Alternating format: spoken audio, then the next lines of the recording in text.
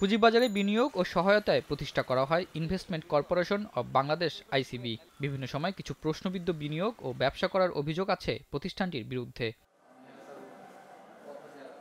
পতিত আওয়ামী সরকারের আমলে বেপরোয়া ঋণ নেওয়া, অতিমূল্যায়িত ও দুর্বল শেয়ারে বিনিয়োগ এবং বাজার কারসাজির ফাঁদে পড়ে প্রতিষ্ঠানটি বিপুল ক্ষতির মুখে পড়েছে। কোম্পানিটির আর্থিক তথ্যে দেখা গেছে 2016 ও 17 সালে কেনা 2900 কোটি টাকার শেয়ারের মূল্য এখন মাত্র 1300 কোটি টাকা। 30 জুন 2025 শেষে কোম্পানিটির রেকর্ড 1214 কোটি টাকা লোকসান করেছে, আর ঋণের পরিমাণ ছাড়িয়েছে 12,000 কোটি টাকা। সেক্ষেত্রে আয়ের 94% চলে যাচ্ছে সুদ পরিশোধে। সরকার জানে যে আইসিবির সমস্যাটা কোথায়। এই সমস্যাগুলো গত 10 বছরে হয়েছে, 5 বছর বাদে দাও, গত 10 বছর হয়েছে। মানে they borrowed from the lending agencies including bank, then they reloaned. এমন সব জায়গাতে দেওয়া হয়েছে যেখান থেকে টাকাটা আসতেছে না। আর একটা আনফর্চুনেট জিনিস হচ্ছে ওই যে শেয়ার বাজারে হাবিজাবি শেয়ার অনেকগুলো চলে আসছে থ্রু মেবি ট্রেজার আর wasted inter, whatever you can call it. এই অবস্থা থেকে উত্তরণ করা দুরূহ অবস্থা। এই যে শেয়ার বাজারের নিচে আসছে না এখন, ওই আরও ঘাটতি বাড়ছে ওই পোর্টফোলিওতে। 5 আগস্ট পরবর্তী সময়ে 2 দফায় 4,000 কোটি টাকা দেওয়া হয় আইসিবিকে। কোথায় যাচ্ছে সরকারের দেয়া এই অর্থ?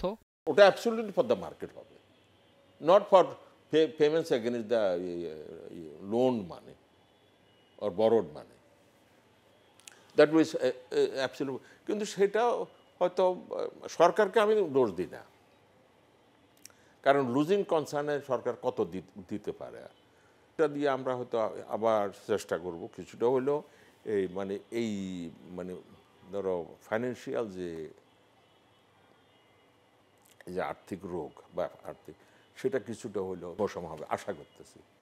আইসিবির শেয়ার বাজারে বিনিয়োগে কোনো জবাবদিহিতা বা তদারকি না থাকায় লোকসানের পাল্লা এত ভারী হয়েছে বলে মনে করেন বিশেষজ্ঞরা। আইসিবিতে কি করে না করে একটা ট্রান্সপারেন্সির অভাব আছে এখানে। আমার মনে হয় প্রচণ্ডভাবে একটা স্বচ্ছতার অভাব আছে। কি হচ্ছে না হচ্ছে আমরা জানি না। আইসিবিতে গত 15 বছরে কি হয়েছে, কোথায় তারা ইনভেস্ট করেছে, কিভাবে ইনভেস্ট করেছে, কোনো কনফ্লিক্ট অফ ইন্টারেস্ট ছিল কিনা, কেউ টাকা নিয়ে চলে গেছে কিনা, ম্যানিপুলেটরদের সঙ্গে তাদের ইন্টারেস্ট ছিল কিনা। এখন তাদের যে শেয়ারগুলো আছে প্রচুর পরিমাণে তাদের খুব নিকৃষ্ট মানের শেয়ার আছে। তিনি আরও জানান, নতুন করে আইসিবিকে যে অর্থ দেওয়া হয়েছে তা ভালো শেয়ারে বিনিয়োগ না করলে ঝুঁকি আরও বাড়তে পারে। এতে করে বাজার হয়তো সাময়িকভাবে একটু বাড়বে, সাময়িকভাবে বেড়ে হবে কি বেশ কিছু লোক তাদের শেয়ার বিক্রি করার সুযোগ পাবে, সুযোগ পেয়ে তারা কিছু প্রফিট করতে পারবে।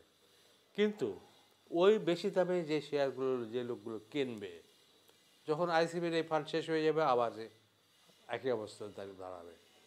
1,000 টাকা কয়দিন চলে, তখন যে লোকগুলো এই হাই প্রাইসে কিনেছে ওইগুলো আবার ফার্দার লস খাবে। আইসিবি আবারও 13,000 কোটি টাকার সরকারি সহযোগিতা চাইছে। আতাউন নিয়ন, স্টার নিউজ, ঢাকা।